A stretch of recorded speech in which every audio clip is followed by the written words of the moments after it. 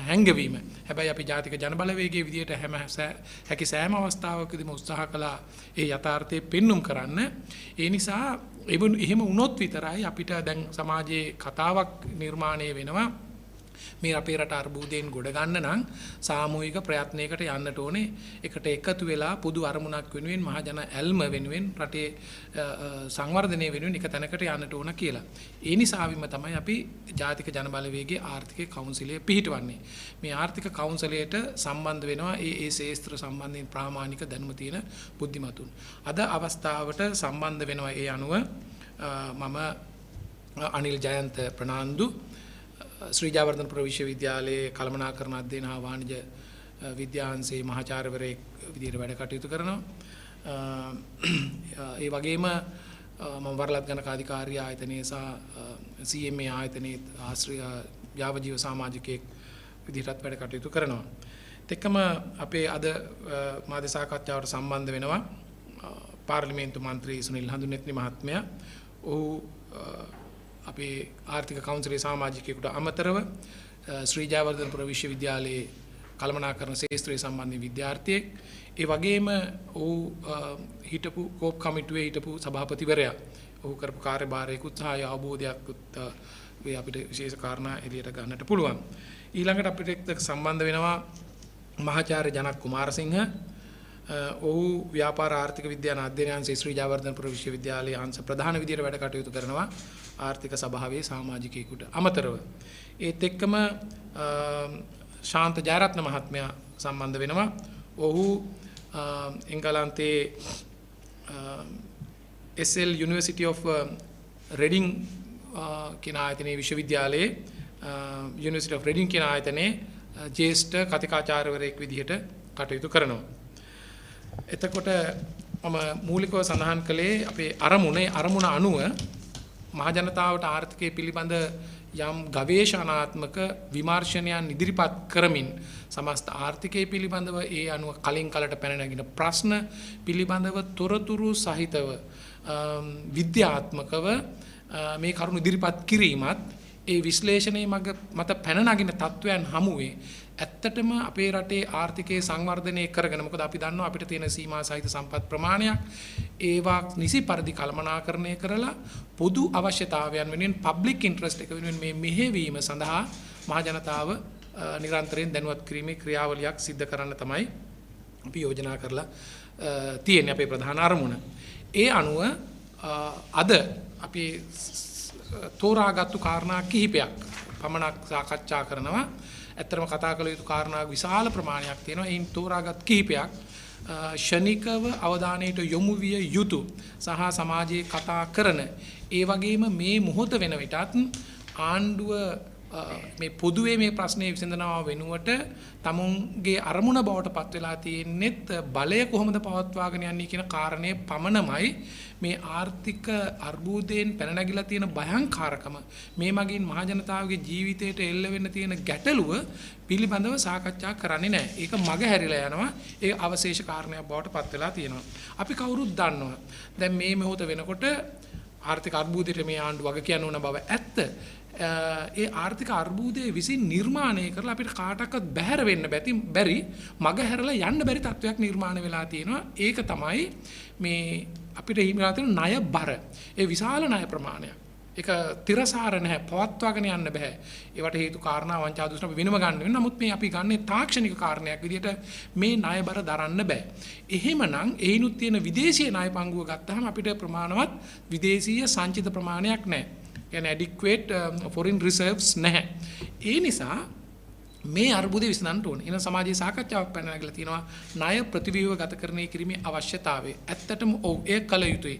කවුරුන් ආණ්ඩු බලය හෙවුවත් ඔබවන්න බලන් හිටියත් මේ ප්‍රතිව්‍යුහගතකරණයකට යන්නට වෙනවා.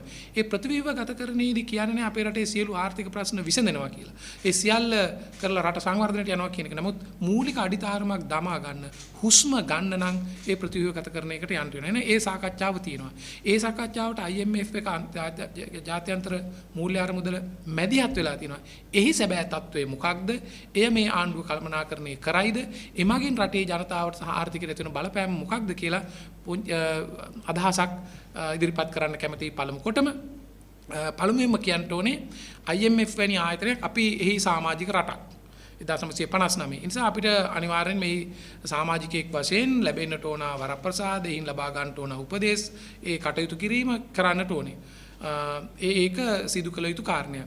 ඒ වගේම මේ ප්‍රධාන අරමුණ තමයි IMF එකේ රටක් ගෙවුම් ශේෂ තුලන අර්බුදයකට යනවා නම් balance of payment crisis එකකට යනකොට අනිවාර්යයෙන්ම සමාජික රට ඒ බේරා ගැනීමට උපදෙස් දෙන්න වෙනවා. ඒතර මේ මොහොතේදී ක්‍රමිකව අපේ බාහිරාංශයේ external sector එකේ මේ ගැටලුව නිසා ගෙවුම් ශේෂ අර්බුදයකට තල්ලු වෙමින් යාමට සිද්ධ වෙන්න ඉඩ තියෙනවා. බංකොලොත් වීමේ අනතුර තියෙනවා. ඒ නිසාම ජාත්‍යන්තර මූල්‍ය අරමුදල සඳහා මැදිහත් වෙලා මේ සාකච්ඡා කිරීම ප්‍රතිව්‍යුහගත කිරීමට සාකච්ඡා කිරීම හොඳයි. හැබැයි මෙතෙන්දී අපි මිත්‍යාවකට නොයා යුතු විශේෂයෙන්ම මේ රටේ ඉන්න බුද්ධිමතුන් අපේ රට සංවර්ධනය කිරීමේ සැලැස්මවත් ඉදිරි ගමන් මාර්ගවත් IMF එකෙන් එන්නේ නැහැ. ඒක ඕගොල්ලන් පසුගිය දවස්වල කරපු සාකච්ඡාවලින් තාම පැහැදිලි. ඒක ඒගොල්ලන්ගේ කාර්යභාරයකුත් නෙමෙයි. අපි වරදවලා තේරුම් ගන්නත් එපා. අපේ රට දියුණු කිරීමේ හෝ ගෙනියන දිශානතියේ සැලසුම හැදිය යුත්තේම අපි. හැබැයි අද වෙනකොට ඒ සැලසුම් සකස් කිරීමත් අපිට පේන්නේ නැහැ. පසුගියදා මේ සාකච්ඡාවල යම් යම් ප්‍රගතීන් ලැබුණා. ඒකම අපි වෙනුවෙන් මැදිහත් වෙලා ඉන්න අතරමැදියන් විදියට ඒ නීති අංශයේ සහ මූල්‍ය අංශයේ සම්බන්ධයෙන් මැදිහත් වෙලා ඉන්නවා ක්ලිෆර්ඩ් චාන්ස් කියන ජාත්‍යන්තර ආයතනයේ සහ ලසාඩ් කියන මූල්‍ය ආයතනයේ ක්ලිෆර්ඩ් චාන්ස් මැදිහත් වෙලා කරන ලද අර ස්ටේක් හෝල්ඩර් සාකච්ඡාවකුත් පසුගිය දවස්වලදී එලි දක්වන්නට ලැබුණා. එහිදී මතුවෙච්ච කාරණා අතර ප්‍රධාන කීපයක් මම එලි දක්වන්න කැමතියි. එකක් තමයි අර මූලික අපි ඒකට කියන ප්‍රයිමරි බැලන්ස් එක කියන්නේ රාජ්‍ය මූල්‍යකරණේ ආණ්ඩුවේ ආදායම සහ වියදම අතර කතාවේදී ප්‍රාථමික ශේෂය එය ධන 2.3 දක්වා 2025ට ගෙනියන්න පුළුවන් කියලා ආණ්ඩුව කියනවා. එතෙන්දී ඇත්තටම සාකච්ඡා තොරතුරු එළියට ගත්තාම අපිට පේනවා ඒක ලේසි වැඩක් නෙමෙයි. ඒක ඒ කරොත් විතරයි ජාත්‍යන්තර මූල්‍ය අරමුදල කියන ණය තිරසාර බවකට යන්නට ඕනේ. debt sustainability එකකට යන්න. debt sustainability කියන්නේ අපිට ගෙවන්න තියෙන ණය ප්‍රමාණය දරා ගන්න පුළුවන් වෙන්න ඕනේ. මේ තියෙන තත්වයන් යටතේදී ඒ රටවල වෙනස් වෙනවා. දැන් ජපානය වගේ ගත්තාම 250ක් ණය බර. ඒක සස්ටේනබල් ඒත් ගෙවන්න පුළුවන්. මේ ප්‍රමාණය නෙමෙයි කියන්නේ. හැබැයි අපේ තියෙන තත්වයේ ප්‍රමාණවත් ණය ඉපීම් නැති ආදායම ඉපීම් නැති නිසා අපේ සස්ටේනබිලිටි ලෙවල් එක 100ට දලදේශීය නිෂ්පාදිතයෙන් 100කට වඩා අඩු වෙන්නට ඕනයි කියන තැන තියෙනවා. ඉතින් එහෙමනම් අපි ප්‍රධාන වශයෙන් අවධානය යොමු කරන්න ඕනේ කොහොමද මේ debt sustainability plan එක හදන්නේ කියලා. හැබැයි තාමත් ආණ්ඩුව පැත්තෙන් ඒ කාරණය 2.3ට ධන ආගයට යන්නේ කොහොමද කියලා කියන්නේ නැහැ. හැබැයි මෙන්න මේව සැකයක් පැන නගිනවා අපිට. මොකක්ද මේ ප්‍රාථමික ශේෂය කියලා කියන්නේ ආණ්ඩුවේ වියදම් පොලිය හැර ආණ්ඩුවේ ආදායම් වලින් පොලිය හැර පොලිය ගෙවන්න තියෙන පොලිත් වියදමක්. එතකොට ආණ්ඩුවේ ආදායම් වලින් ගෙවන්න තියෙන පොලිය අයින් කරලා අනෙකුත් වියදම් අඩු කරාට පස්සේ වෙනසක් තියෙනවා. අතිරික්තයක් තියෙනවා. ඒකට අපි කියනවා ප්‍රාථමික ශේෂයක් තියෙනවා කියලා. ඒ ශේෂය දලදේශීය නිෂ්පාදිතයෙන් 2.3ක් දක්වා ගේන්න කියලා. අපි බලමු දැනට තියෙන තත්ත්වය. 2021 තත්ත්වය මොකක්ද? ඒක ඍණ 6%ක්. ඒතර 2020 තිබුණේ ඍණ 4.6ක්. එතකොට දැන් අපි 2025 වෙනකොට තව අවුරුදු දෙකයි තියෙන්නේ. 23, 24, 25. දැන් කොහොමද එකපාරම 2.3ට යන්නේ? ඒතර මහ බැංකුවට අනුව නම් ඒගොල්ලෝ කියනවා 2023 දී ඍණ 0.8ක් පෙන්නනවා. 2024 දී අපි ධනාගයකට පරිවර්තනය වෙනවා. 2025 දී ওই ඉලක්කයට යනවා කියලා. හැබැයි ඒ ඉලක්කයට යන්න නම් පොලිය අයින් කරාට පස්සේ අපේ ආණ්ඩුවේ වියදම් අතර විශාල පංගුවක් දරනවා රාජ්‍ය අංශයේ වැටු වේතන. ඒ නිසා එය අවම කරගන්න උත්සාහයක නියැලෙනවා. එය අසාධාරණ විදියට මහ ජනතාව පීඩණයට පත් කරමින් අයකර කපා හැරීමේ ඉඩ කඩක් තියෙනවා. ඒක තමයි මේ නොකිය වෙන වෙන විදිහකට එන්නේ. වියදම් කපා හැරීම ඔය නාස්තිකාර වියදම් මේවා කියලා. ඇත්තටම සාමාන්‍ය ජනතාවගේ නාස්තිකාර වියදම් නෙවෙයි ඔය වියදම් ගොඩ ඇතුලේ වංචා දූෂණ නාස්තිය සියල්ලම තියෙනවා. එතකොට ඒ වියදම් අවම කරගන්නවා නම් කල යුතු වන්නේ මේ වංචා දූෂණ නාස්තිය මිසක්කා සාමාන්‍ය ජනතාවට ලැබෙන සොච්චම් වැටුප හෝ ඒ රැකියාව නෙමෙයි. ඒ අනතුර මහ ජනතාවට අපි පෙන්නනවා. මොකද වෙන විකල්පයක් නැහැ. 2.3 ඉලක්කයට යන්න නම් විචල්්‍ය දෙකයි තියෙන්නේ. ආදායම වැඩි කරගන්න ඕනේ වියදම කපන්න ඕනේ වියදම කැපීම. අනෙත් පැත්ත තමයි ආදායම වැඩි කරගන්න. මේ තියෙන ව්‍යුහය ඇතුලේ රටක් නිසින් ගමන් මාර්ගයට ගෙනියනවා නම් ආදායම වැඩි කරගන්නට ඕනේ රටේ ආර්ථිකය ප්‍රසාරණය කරලා නිෂ්පාදනය කරලා ආණ්ඩුවේ ආදායම ගවර්න්මන්ට් රෙවෙනියු කියලා කියන්නේ අලුතෙන් උපයන ආදායමක් නෙවෙයි රට ඇතුලේ උපයන ආදායම තමයි විතන් කරගන්නේ ආණ්ඩුවකට. එහෙනම් තියෙන සොච්චම් ජාතික ධනයෙන් වැඩිපුර උරා ගන්න ගියොත් ඇත්තටම පීඩනයටපත් වෙන්නේ මහ ජනතාව. ඒ නිසා ආණ්ඩුව සැලසුමක් මේ මොහොතේවත් ඉදිරිපත් කරන්නේ නැහැ කොහොමද ආර්ථිකය ප්‍රසාරණය කරන්න කියලා. අනතුර මොකක්ද? අනතුර තමයි අර කියන ඉලක්කයට යන්න උත්සාහ කරනවා. කුමක් සඳහාද? අන්න ආණ්ඩුවේ බේරීම සඳහා. මහ ජනතාවගේ බේරීම නෙමෙයි. හොඳට තේරුම් ගන්න. මේ අපි රට කියලා කියන එක තේරුම් ගන්න ඕනේ. ඒගොල්ලන් කතා කරන්නේ ආණ්ඩුව කතා කරන්නේ ආණ්ඩුවේ බේරීම. එහෙනම් විකල්ප දෙකක් එන්න පුළුවන්. එකක් තමයි තව ලේසියෙන් සහ ඉක්මනින් අය කර ගන්න පුළුවන් බදු පිට බදු අනිවාර්යෙන්ම පැමිණෙනවා. ඒක පැමිණෙන්නේ බදු විදියටද උද්දමනයේ විදියටද වෙනත් සහන කපා දැමීමද ඔය කියන සාකච්ඡාව තමයි ඉදිරියේදී ගන්න තියෙන්නේ. එහෙනම් මේක ගැටලු සහිත තැන. මේක අපි දැනුවත් වුණොත් අනතුරු එන්න කලින් එනකොටම මැදිහත් වෙලා ඒවා පරාජය කරන්නට පුළුවන්. ඊළඟ එක තමයි ආදායම වැඩි කරගන්න తాවකාලිකව දිගු කාලින තිරසාර සැලැස්මක් නැති ඕනෑම ආණ්ඩුවකට පුළුවන් විනාශකාරී දේවල් කරන්න. ඒ නිසා ඔවුන් මේ මොහොතේ හොයාගෙන තියෙන ඊළඟ ලේසිම සාධකයේ තමයි අපි සතුව තියෙන ජාතික සම්පත් රාජ්‍ය සම්පත් සියල්ල විකිණීම. ඔන්න ඔය දෙක මේ මොහොතේ සාකච්ඡාවට බඳුන් වෙනවා. ඒකම IMF එකත් එක්ක සාකච්ඡාවේදී තියෙනවා මේ යුටිලිටිස් සම්බන්ධයෙන් දේවල් විශේෂයෙන්ම ඉන්ධන සහ විදුලිය. ඒගොල්ලන් කියනවා ඒක සැබෑ පිරිවැයට මහ ජනතාවට විකුණන්න කියලා. ඒකේ තර්කයක් තියෙනවා. අපිත් කියන්නේ යම් භාණ්ඩයක් වූ සේවාවක් එහි මිලට නිෂ්පාදන පිරිවැයක් තියෙනවා. ඒ අනුව විකුණන්න ඕන. හැබැයි එහි තියෙනවා ඒ මිලටම ගන්න බැරි යම් කොටසක් ඉන්නවා නම් ඔවුන්ට යම් සහනදායී ක්‍රමයකට යන්නත් ඕන. ඒ නිසාම IMF එකේ යෝජනාවේ එකක් තියෙනවා. වල්නරබල්ස්ලා මේකේ අනුව පීඩණයටපත් වෙන්න පුළුවන් කණ්ඩායමකටත් උදව්වක් කරන්න කියලා. හැබැයි අපි අවධාරණය කරන්න ඕනේ මහ ජනතාවට අපිට පෙන්නන මිල, ගෑස් මිල, ඉන්ධන මිල, විදුලිය මිල ඇත්තටම විදුලිය ඒකකයක්. ඉන්ධන ඒකකයක් ගෙනල්ලා නැත්නම් විකිණීම සඳහා හෝ නිෂ්පාදනය කිරීමට යන සැබෑ නිෂ්පාදන පිරිවැයද? අපි කවුරුත් දන්නවා ලංකාවේ තත්ත්වයක සැබෑ නිෂ්පාදන පිරිවැය නෙමෙයි. ඒ නිසාම තමයි CPC එක විශාල වශයෙන් පාඩු පෙන්නකොට ලංකා ඉන්දියන් ඔයිල් කම්පැනිය මේ අර්බුදකාරී පළවෙනි කාර්තුව මේ අවසාන වෙච්ච කාර්තුව 2022 කාර්තුවේදී රුපියල් බිලියන 10ක සුද්ධ ලාභයක් පෙන්වන්නේ. ඒ කියන්නේ වෙනත් ප්‍රශ්නයක් තියෙනවා. මේ අනතුර අපි ගාව තියෙනවා. ඒත් එක්කම අවධානය යොමු කරන්න කැමති මහ බැංකුවේ ස්වාධීනත්වය සහ මූල්‍ය ස්ථායීකරණය කිරීම සම්බන්ධයෙන් මැදිහත් වෙන්න ඕනේ. ඒක ඇත්ත. කියන්නේ මහ බැංකුවට ස්වාධීනත්වයක් දෙන්නුනේ වෘත්තීයමේ වැඩ කටයුතු කරන්න. හැබැයි ඒක කරන්න පුළුවන් වෙන්නේ ආණ්ඩුවට නිසි ෆිස්කල් ප්‍රතිපත්තියක් බදු ප්‍රතිපත්තියක් ඒ අදාළ ෆිස්කල් ඇඩ්ජස්ට්මන්ට් එක ඒ ගැළපීම සිද්ධ කරන්න අරමුණු සහිතව කරන්න ඕනේ. ඒක අරමුණක පිටලා මේ රට ගොඩ ගැනීම සඳහා. හැබැයි ආණ්ඩුවේ බලය ගොඩ ගැනීම සඳහා ෆිස්කල් ප්‍රතිපත්තිය සකස් කරමින් අනිත් පැත්තේ මූල්‍ය ප්‍රතිපත්තිය මොනිටරි පොලිසි එක බිල්ලට දීමක් මේ තියෙන්නේ. දැන් අපිට පේනවා මේක අර යා දෙක නොරත රත වගේ ගැටුමකට ඉදිරියේදී යන්න පුළුවන්. මහ බැංකුව පැත්තෙන් අද තියෙන තත්ත්වයේ විශේෂයෙන් විශාල උද්දමනයක් තියෙනවා. මූල්‍ය ප්‍රසාරණය වෙලා තියෙනවා. ඒක ඇතුළට ගන්නට ඕනේ. ඒ නිසා මහ බැංකුව යම් යම් උපක්‍රම අනුගමනය කරාට ඒකට නිසි සහයෝගය සහ මඟ පෙන්වීම ආණ්ඩුව පැත්තෙන් එන්නේ නැහැ. ඒගොල්ලන් වෙන ගමන කියන්නේ මේ ගැටුම නිර්මාණය වෙන්න පුළුවන්. ඒ නිසා අපි දන්නේ නැහැ ඉදිරියේදී මොනවද වෙන්නේ කියලා අපි දැනුවත් කරන්නම්.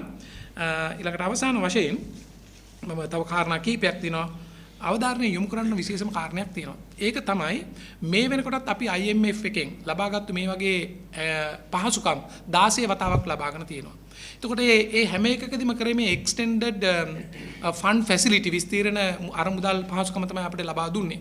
ඒ දීලා තියෙන්නේ ගෙවුම් සෙස් තුලනේ යම් යම් පහසුකම් මේ 16 වතාවෙදිම යම් යම් පුංචි ප්‍රමාණ ගත්තා. විශේෂයෙන් 1960 ගණන් වල ඉඳලා. කො අපේ රට සංවර්ධනය වෙලා රට නිසි මාර්ගයට ගිහිලා නැහැ. හැබැයි මේ වතාවේ ලැබෙන ප්‍රමාණය ඩොලර් බිලියන 2.9ක් ඒක අවුරුදු 4කට ලැබෙන්නේ. එතකොට මේ අපි යන ගමන් මාර්ගයේ මත 2.9ක් ලැබුණොත් ඒ මග පෙන්වීම මත ආණ්ඩුව කළමනාකරණය කරගෙන නිසි පාරකද යනවද නැද්ද කියන එක වෙනම දෙයක්. හැබැයි IMF එකෙන් මේ 2.9 ලැබිලා සියලු ප්‍රශ්න විසඳෙනවා කියන මිත්‍යාවට නොයා යුතුයි.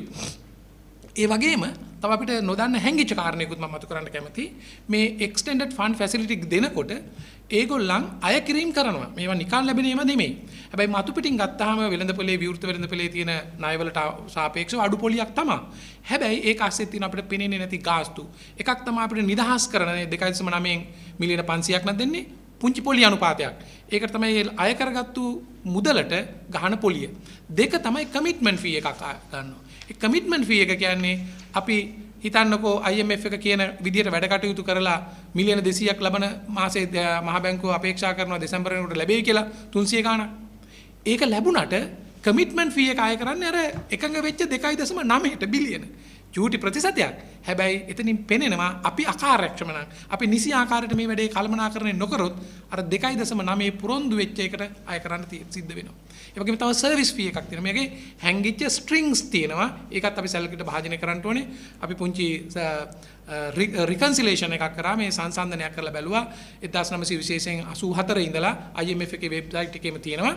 අපිට දුන්නු පහසුකම් අපි ආපසු ගෙවපුවා. ඒ ගාස්තු අරන් බලපුවාම අපිට 84 ඉඳලා ඇත්තටම ලැබිලා තියෙන්නේ ඊට කලින් දත් එතන තිබුණේ නැහැ ඒක වෙනම තියෙන්නේ 84 ඉඳලා මේ වෙනකන් තියෙන්නේ ඩොලර් බිලියන 3.5ක විතර ප්‍රමාණයක්.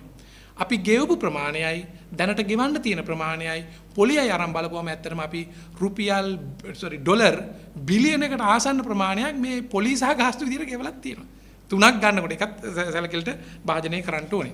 ඒ වගේම තමයි IMF එක මෙහිදී අවධාරණය යොමු කරනවා මේ මොහොතේදී අපේ රටේ තියෙන දේශපාලන තත්ත්වය සහ අත්දැකීම් සැලකිලිට භාජනය කරලා වෙන්න ඇති වැඩපිළිවෙලක් සකස් කරන්න අනිවාර්යෙන්ම මේ කියන්නේ දූෂණය අවම කරන්න ඒක අයින් කරන්න. මොකද දූෂණය අයින් නොකරන තත්වයකදී අපි කොච්චර මැදිහත් වුණත් ඉදිරිපත් වුණත් ඕගොල්ලන් සැලසුම් හැදුවත් මේ ණය තිරසාර බව පිළිබඳ සැලැස්ම තාම නැහැ ආණ්ඩුවේ. ඒ හැදුවත් මේක ඉදිරියට යන්න බෑ. ඒ නිසා අපි බලාගෙන ඉමු අපේ පැත්තේ විශ්ලේෂණයට අනුව මේ කරුණු පෙළගස්සලා ගත්තාම තියෙන තොරතුරු අනුව අපිට පේන්නේ නැහැ ආණ්ඩුව ඒක එකට එකතු කරගත්තු සින්ක්‍රොනයිස් කරලා අර සුසංයෝගයෙන් වැඩ කටයුතු කරන ගතියක් ඒ වෙනුවට බලය පවත්වා ගන්නවට යන්නේ. එහි අවසාන ප්‍රතිඵලය විදියට අපිට අත්පත් වෙන්න තියෙන්නේ මේ අර්බුදයෙන් ගොඩ යාම වෙනුවට අතිවිශාල මහ ජනතාවට තව අර්බුදයකට ගමන් කිරීම. ඒ නිසා අපි යෝජනා කරනවා මහ ජනතාවට මේ පිළිබඳව අවදියෙන් ඉන්න. අපගේ කණ්ඩායමේ අනිත් සමාජිකයන් මේ පිළිබඳව තව අදහස් ඉදිරිපත් කරાવી. අපි නිරන්තරයෙන් ඔබව දැනුවත් කරනවා. ඒත් එක්කම අපි යෝජනා කරනවා අපි අදාළුතෙන් පිහිටුවා ගත්තා වූ ජාතික ජනබලවේගයේ ආර්ථික සභාවත් එක්ක සමීප වෙන්න සම්බන්ධ වෙන්න තොරතුරු ඉදිරිපත් කරන්න අපිට අදහස් දෙන්න අපේ ප්‍රධාන අරමුණ අපිට ඇත්තටම ආවේනික දේශපාලන අරමුණක් තියෙන එක මහ ජනතාවගේ සුබසිද්ධිය වෙනුවෙන් රටේ සුබසිද්ධිය වෙනුවෙන් පොදු දේශපාලන අරමුණක්. හැබැයි මේ සභාවෙන් අපි ඉදිරිපත් කරන්න උත්සාහ කරන්නේ උදෙක්ම පළමු කොටම මේ තියෙන ආර්ථික යථාර්ථය පැහැදිලි කිරීම, විමර්ශනය කිරීම, විශ්ලේෂණය කිරීම සහ ඒ මහ ජනතාවට ඉදිරිපත් කිරීමෙන් හොඳ සංවාදයක් ලංකාවේ හදාගන්න. මොකද අද වෙනකොට ඒ හොඳ සංවාදයේ වෙනුවට සාකච්ඡා කරන්න ඉතාමත්ම අවශේෂ කාරණා. ඒ තමයි මට පළමු කොටම අදහස් දක්වන්න තියෙන්නේ. බොහොමත්ම ස්තුතියි. අපේ අනිකුත් සමාජිකයන් ඊළඟට මහාචාර්ය ජනක් කුමාරසිංහ අදහස් ඉදිරිපත් කරනවා. බොහොම ස්තුතියි.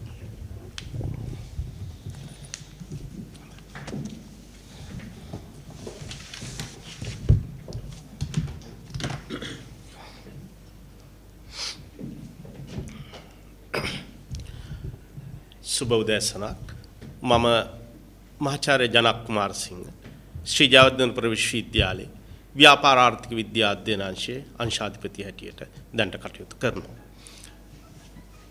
මේ ආර්ථික කවුන්සිලයට මම එකතු වෙන්නේ ඇත්තටම නිදහස් අධ්‍යාපනයෙන් අධ්‍යාපනය ලැබපු අපිට වගකීමක් තියෙනවා. රටේ ජනතාව හා සම්බන්ධ දෛනික ගැටලු වගේම සමස්ත ආර්ථිකයේ ඇතිවෙන ගැටලුවලදී ඒ සම්බන්ධයෙන් පර්යේෂණ කරන්න, ඒ සම්බන්ධයෙන් ජනතාව දැනුවත් කිරීම උදෙසා වැඩමුළු කරන්න, සාකච්ඡා සම්මන්ත්‍රණ කරන්න, අප පර්යේෂණ වලින් සොයා ගන්නා කටයුතු ඒ දත්ත ඒ නිගමන ජනතාව හමුවේ තබන්න. ඉතින් ඒ සඳහා අපට මේ ආර්ථික කවුන්සිලය හරහා අවස්ථාව ලැබෙනවා. ඉතින් ඒ ඔස්සේ විශේෂයෙන්ම මෙහිදී අපි බලාපොරොත්තු වෙන්නේ මේ රටේ දෛනික ආර්ථිකය වගේම රටේ සමස්ත ආර්ථිකයේ ගමන් මඟ මොන වගේද වෙන්නේ කියලා අප කරන පර්යේෂණ ඒ සම්මන්ත්‍රණ ඔස්සේ අප සොයා ගන්නා කරුණු පිළිබඳව නිරන්තර ජනතාව දැනුවත් කරන්න. මාර පෙර කිව්වා වගේ අපේ වගකීම මම කැමති ආරාධනා කරන්න මේකට සවන් දෙන මේ ආර්ථිකය ගැන පර්යේෂණ කරන මේ ආර්ථිකය ගැන අදහස් දක්වන මේ ආර්ථිකය ගැන වැඩමුළු කරන සියලු දෙනාට එන්න අපිත් එක්ක එකතු වන්න මේ ආර්ථිකය පිළිබඳව පර්යේෂණ කරමු. අපි නිගමන වලට යන් අපි දැනුවත් කරමු. අපි රජයට උනත් අපි අවශ්‍ය අවස්ථාවල ඒ අවශ්‍ය දත්ත නිගමන ලබා දීලා අපි මේ ආර්ථිකයෙන් මේ පවත්නා තත්ත්වයෙන් යම්තම් හරි උඩට ගන්න පුළුවන්ද කියලා අපි සොයා බලමු. ඒ සඳහා වෙහෙසන ඒ සඳහා උනන්දුවක් දක්වන සියලු දෙනාට මුලින්ම මම ආරාධනා කරන්න කැමතියි. මහාචාර්ය අනිල් සඳහන් කරපු කාරණා කීපයකින් මම මගේ අදහස් දැක්වීම කරන්න සූදානම්. මුලින්ම ඔහු කතා කළා අර IMF එකේ අපි යම් සහනයක් බලාපොරොත්තු වෙනවා නම් අපි මූලිකව ආර්ථිකය ඉටු කරගත යුතු කාරණා කීපයක් ගැන ඔහු සඳහන් කරා. එදී ප්‍රධාන වශයෙන්ම ඔහු කතා කරා ප්‍රාථමික ගිණුමේ ධනාත්මක ශේෂයක් ඇති කර ගැනීම. ඒතර එහිදී ප්‍රධානම කරුණු දෙකක් ප්‍රාථමික ගිණුමේ ධනාත්මක ශේෂයක් ඇති කර ගන්න නම් අනිවාර්යයෙන්ම අපිට එහි ආදායම වැඩි කර ගන්න වෙනවා, වියදම අඩු කර ගන්න වෙනවා. මොකද දැනට තියෙන්නේ ඍණ 6ක වගේ ශේෂයක් නිසා. ඒතර ඒදී ඔහු ප්‍රකාශ කළා අනිවාර්යයෙන්ම ආදායම් වැඩි කර ගන්න අපි දන්න ඕනම රටක ප්‍රධානම මූලාශ්‍රය තමයි රාජ්‍ය ආදායම් ලබන බදු වක්‍ර හෝ ඍජු. දැනටත් අපි විශාල බදු ප්‍රතිශතයක් සහිත රටක්.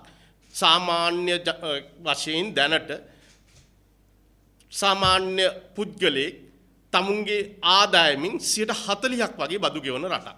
ඒතර අනිවාර්යයෙන්ම මේ බදු ප්‍රතිශතය වැඩි කරගන්න යාමේදී ආර්ථිකයේ අනිකුත් සාර්ථක විචල්යන් වලට සිදුවෙන බලපෑමක් අපි අවධානය යොමු කරන්න ඕනේ. මොකද මේ ආර්ථිකයක් මෙහෙවද්දී රටක වෙනත් දෙයක් වගේ නෙමෙයි. ආර්ථිකයේ සියලු විචල්යන් එකිනෙක හා සම්බන්ධයි. අපි කියනවා ආර්ථිකයේ සාරාර්ථික විචල්යන්. නැත්නම් අපි කියනවා මැක්‍රෝ ඉකොනොමික් වේරියබල්. මේවා එකිනෙක හා සම්බන්ධයි. උදාහරණයක් වශයෙන් ණය පොලි අනුපාතය, එහෙම නැත්නම් උද්දමනය, එහෙම නැත්නම් විදේශ විනිමය අනුපාතය, විරැකියා අනුපාතය, මේ සියල්ල එකිනෙක හා සම්බන්ධයි. මේ එක් විචල්යකට සිදු කරන කම්පනය හෝ බලපෑම හෝ වෙනස් කිරීම ආර්ථිකයේ අනිකුත් විචල්යන් වලට අනිවාර්යෙන් බලපානවා. ඒ විචල්යක් වෙන් කරලා අරගෙන අපිට ආර්ථිකයක කටයුතු කරන්න බෑ.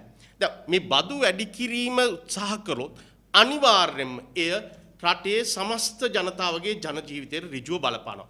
සමස්ත ජනතාවට වගේම මේ වෙද්දී ආර්ථිකය අපි බැලුවොත් මේ පොලි අනුපාතිකය වැඩි කිරීම තුළින් අපි දන්නවා ආර්ථිකයට යම් කම්පනයක් ඇති කරලා උද්දමන පාලනයකට උත්සාහ කරා. මොකද අපි අර ණය ස්ථායීකරණයකට යා යුතු වෙන නිසා මහ බැංකුව සිදු කරා. ඒක මූලික වශයෙන් මා හිතන්නේ කළ යුතු පියවරක්ක තිබුණා. අපි කියනවා ඒකට ආර්ථිකයේ කම්පනයක් ඇති කරනවා. හැබැයි මේ කම්පනය විසින් දැන් ආර්ථිකය ඇති කරලා තියෙන කම්පනය විසින් සිදු වෙලා තියෙන තවත් විචල්්‍ය වලට සිදු වෙලා තියෙන බලපෑමක් තියෙනවා. ඒ ප්‍රධාන බලපෑම තමයි ව්‍යාපාර කරන කෙනෙක් ඉන්නවා නම් අපි දන්නවා බොහෝ ව්‍යාපාරවල ප්‍රාග්ධන සම්පාදනය සිදු වෙන්නේ රටේ මූල්‍ය පද්ධතිය හරහා. ඒතර මේ ප්‍රාග්ධන සම්පාදනය උන් සිදු කරද්දී ප්‍රාග්ධනය රටේ මූල්‍ය පද්ධතිය හරහා ලබා ගද්දී ඒ සඳහා පිරිවැයක් උන්ට දරන්න වෙනවා.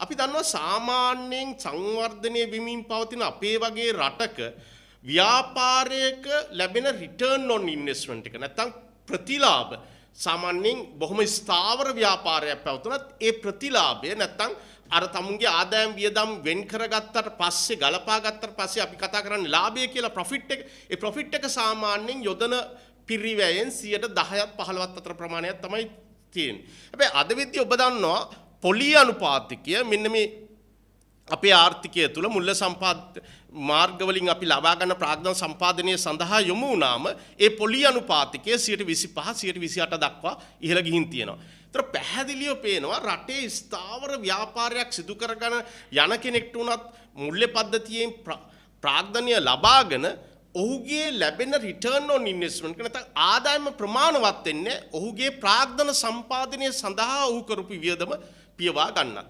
ඒ නිසා සිදු වෙලා තියෙන ප්‍රධානම දෙයක් තමයි අපේ ආර්ථිකය මේ වෙද්දී අර ව්‍යාපාර විශාල වශයෙන් අස්ථාවර තත්ත්වයක තියෙන්නේ සුළු හා මධ්‍ය පරිමාණ විතරක් නෙමෙයි මහා පරිමාණ ව්‍යාපාර පවා. ඒ වගේම මේක ආර්ථිකයට තවත් ෂොක්යක් ඇති කරලා තියෙනවා. අලුතෙන් ව්‍යාපාරයක් පටන් ගන්න ඉන්න කෙනෙක්ට දෙපාරක් හිතන්න වෙනවා තමුන්ගේ ප්‍රාග්ධන සම්පාදනය සිදු කරගෙන නව ව්‍යාපාර වලට ගිහිල්ලා තමුන්ගේ පිරියය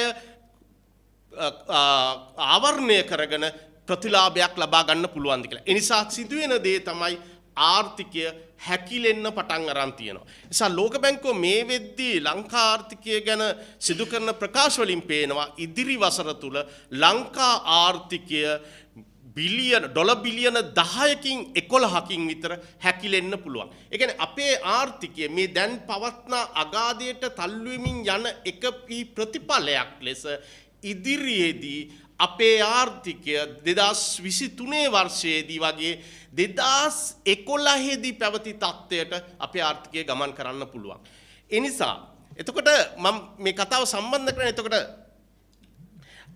අර අපේ මහාචාර්ය අනිල් සඳහන් කරපු අර බදු වැඩි කරගන්න යන්නේ කොහොමද? එතකොට බදු වැඩි කරගන්නට යෑම තුළ මේ ආර්ථිකයේ හැකිලෙන වේගය තව තවත් හැකිලෙලා අර ව්‍යාපාර පද්ධතිය තුළ දැන් කොහොම හරි රැඳිලා ඉන්න ව්‍යාපාර ටිකටත් විශාල තර්ජනයක් ඇති වෙන්න පුළුවන්.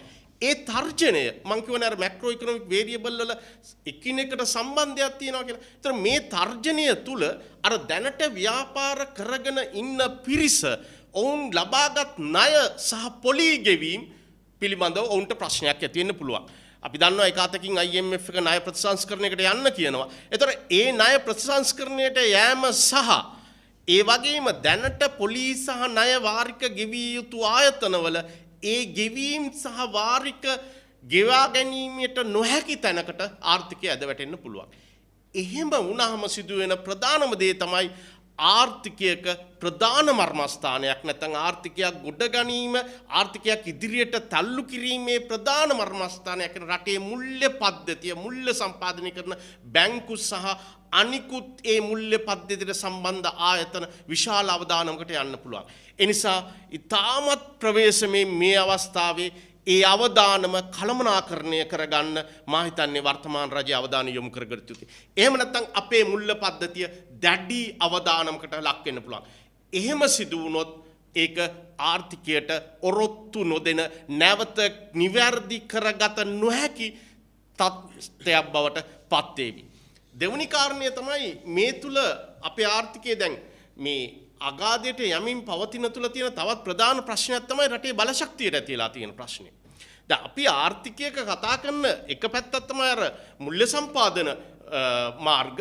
ඒතර ඒවා අවදානමකට පත්වීමින් පවතින අවස්ථාවක බලශක්තියත් විශාල වශයෙන් අපිට මේ විද්‍යා ආර්ථිකයේ ප්‍රශ්න කරලා තියෙනවා. දැන් බලශක්තිය කියන එක රටේ ව්‍යාපාරවලට සහ දෛනික ජන ජීවිතයට අවශ්‍ය ප්‍රධානම ප්‍රශ්නයක්. අද වෙද්දී ඒ බලශක්තිය සැපීම අර්බුදයකට ලක් වෙලා තියෙනවා.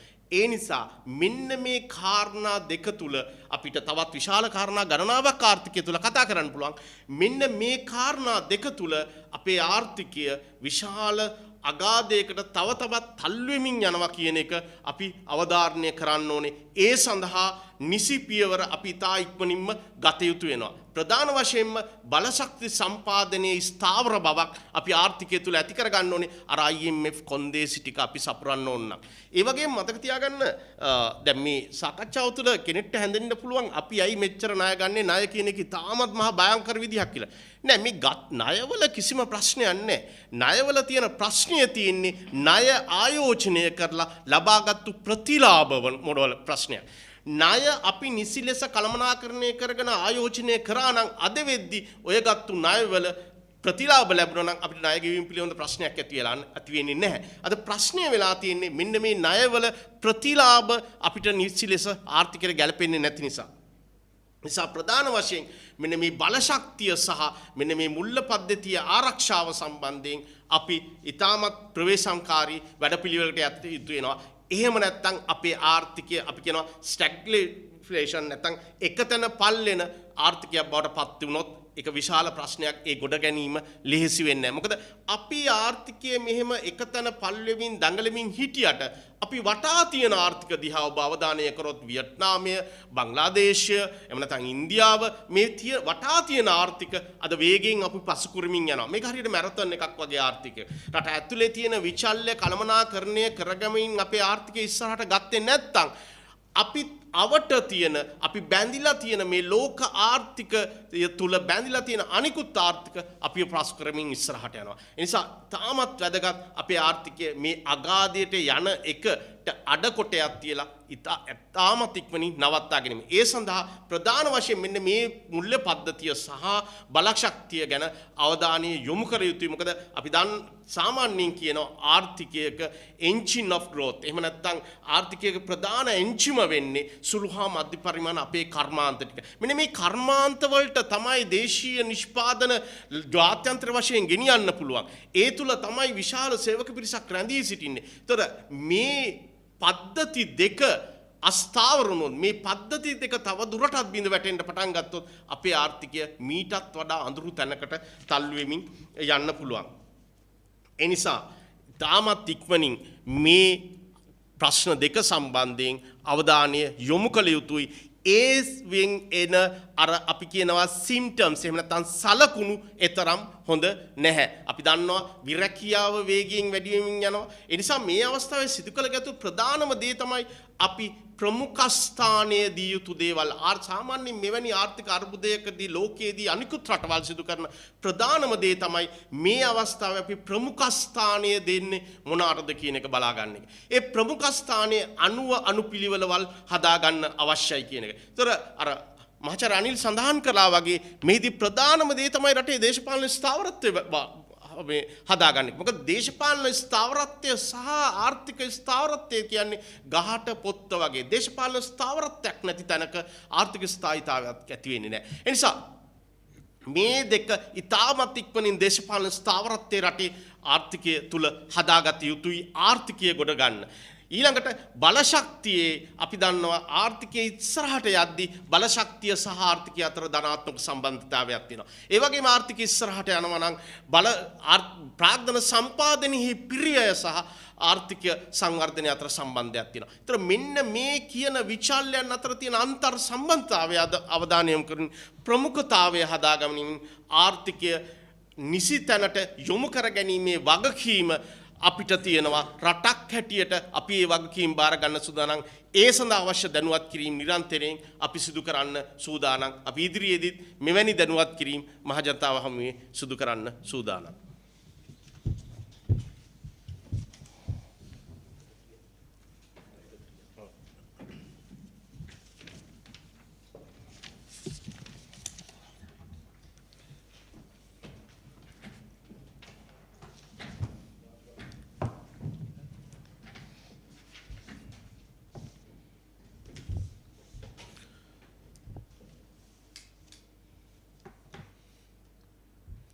Good morning.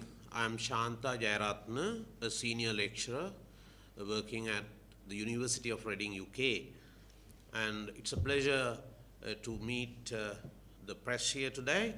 And I have with me Professor Anil Jayantha, Professor Janaka, and also Mr. Handuneti, former Member of Parliament, former Chairman of the COPE. Now we represent the Economic Council of the National People's Power, and we consider that it is our obligation to enlighten the people and the business community in Sri Lanka as to how the country is progressing and the challenges that we have got to face. Now countries, of course, we know that the country is in a chaotic situation. However, now we sought the assistance of the IMF some time back. The mission concluded their deliberations, discussions with the authorities in Sri Lanka on the 1st of September. And after their meetings with the Sri Lankan officials, they released a notice, a press notice. In that press notice, let me quote, they say, the new extended fund facility arrangement will support Sri Lanka's program to restore macroeconomic stability and debt sustainability while safeguarding financial stability, reducing corruption vulnerabilities, and unlocking Sri Lanka's growth potential. So there are quite a few important points that this mission has raised. Now, we will have to see how the Sri Lankan government responds.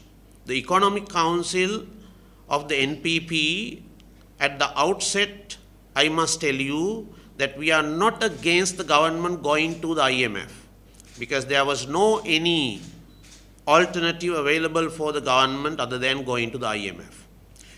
Now, we have sought the assistance of the IMF, and they have agreed to support us with 2.9 billion US in 4 years. Now, they are going to release these funds. You call them SDR. They are not, of course, like dollar bundles that we get.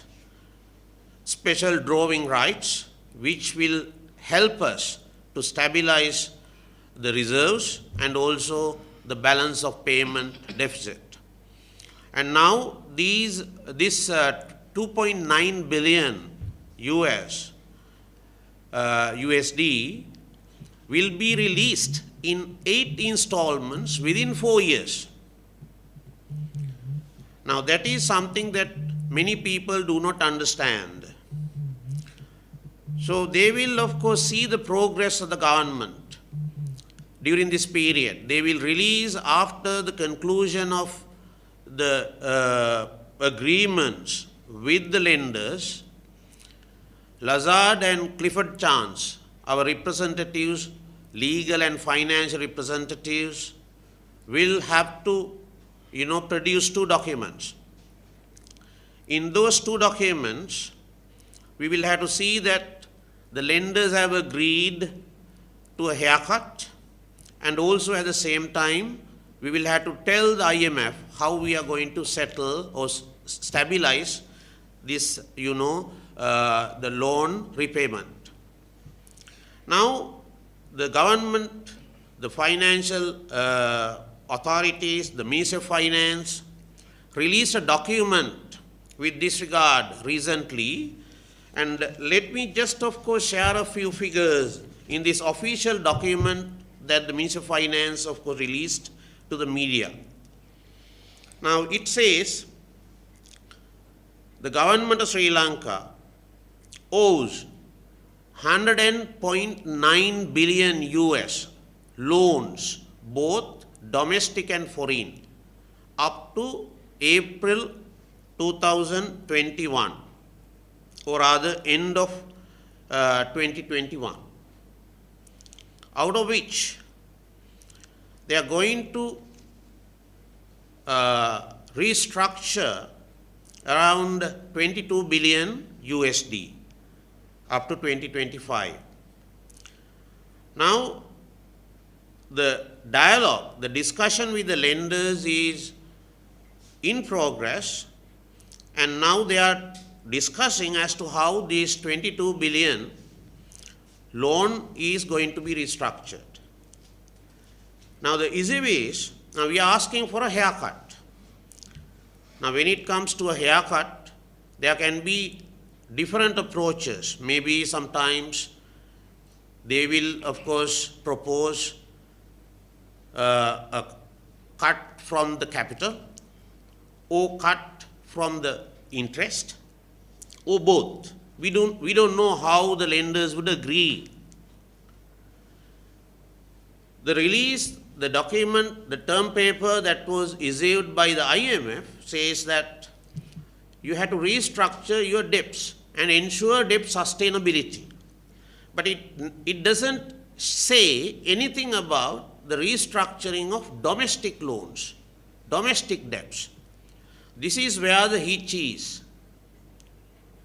Now, in case the lenders request the government of Sri Lanka to restructure the domestic debts, then the government will have enormous amount of problems, because that will directly affect the financial system in the country, the financial market in the country.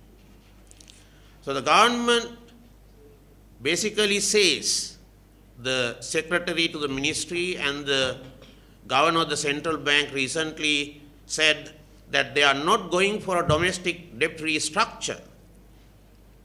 However, in case the lenders insist that we should go for a domestic restructure, then the banking system will have to, of course, rethink. This is something that we want to see. Now, we in the Economic Council are looking at all these changes, fluctuations that are happening, and we are enlightening people on these matters because it is our responsibility and also the obligation as a responsible political party and an economic council to see how we could, of course, overcome this problem. And also at the same time, there are many other impacts that we have, of course, faced. Now, debt restructuring is one. But due to all these problems that we have in this country, you can see how the people of this country is suffering. Because the IMF has requested the government to increase their revenue. So, to increase the revenue, one thing that the government, of course, does, and the easiest thing the government does is increasing the taxes. Now, recently the government increased VAT up to 15%. And also, they introduced another tax called Samaja Arakshana Baddo, something like that, Social Security Levy, which is about 2.5. Now, all these are indirect taxes. You and I will have to pay this. Now, today we can see how the society is suffering. Now, according to a newspaper report that was in Lankadeepa today, around 37% of the population in Sri Lanka is, of course, they are, suffering or they are missing their food. They have food insecurity. 37% of the total population. So you can understand our population is just 22%. 22 million. And also, at the same time, 4.9 million people, I'm quoting the UNICEF report, 4.9 million people miss either one meal or 2 meals a day. So this is a very serious problem. And yesterday I saw the health authorities. They said the school children, they are suffering from malnutrition. And according to the statistics, pregnant mothers, they are, of course, they are deprived of nutritious food, around 200,000 pregnant mothers. And also you can see the problems that are, of course, prevalent in the health sector. All these are due to the problems that we are facing today and, the difficulties that are incumbent on the ordinary masses, especially by introducing these tax increase and all that. And also at the same time, there are quite a few other problems that we have.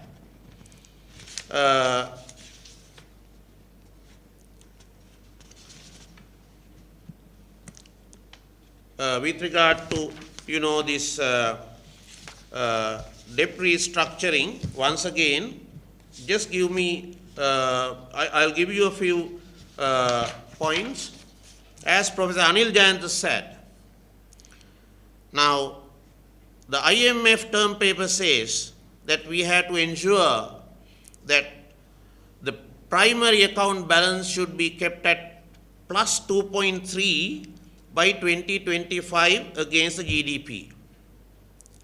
Now, for that, the government has already taken measures by increasing the taxes to increase their revenue, and this has affected the majority of population, and also at the same time, the government has introduced a cost recovery based pricing for fuel, water, and also electricity. All these have caused enormous difficulties to the people.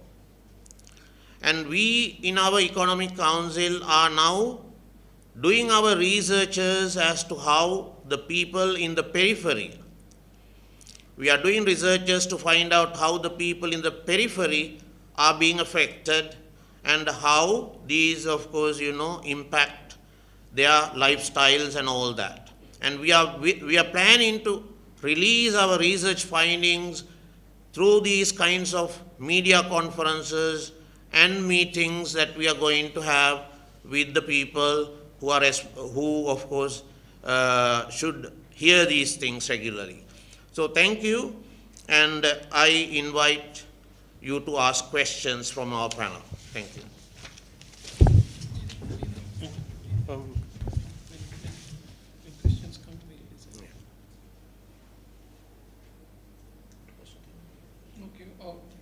පැහැදිලි කර ගැනීම තියෙනවා නම් අහන්න පුළුවන් දැන්.